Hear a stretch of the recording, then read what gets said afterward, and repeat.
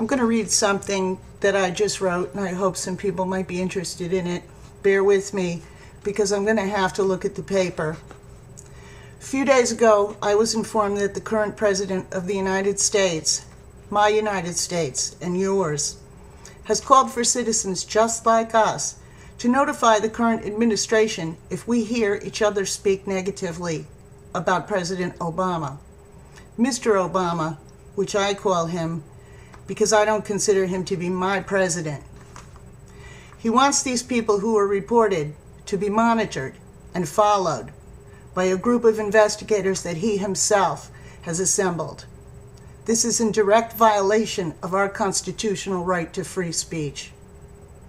In essence, apparently our new leader feels that he is entitled to change our Constitution, the same Constitution that our founding fathers fought and gave their lives to preserve and protect the American people. This is a blatant abuse of power. Should not and cannot be tolerated. Our founding fathers must be flipping in their graves. Former President George Bush was bashed for the entire 8 years that he served in our White House.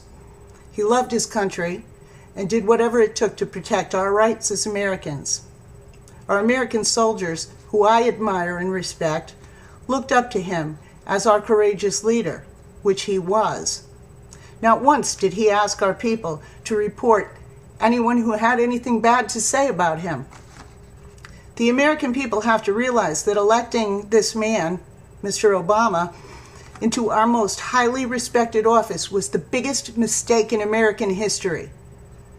We have to work together to resolve this grave error and relieve this man of his duties before he strips America of all that it stands for.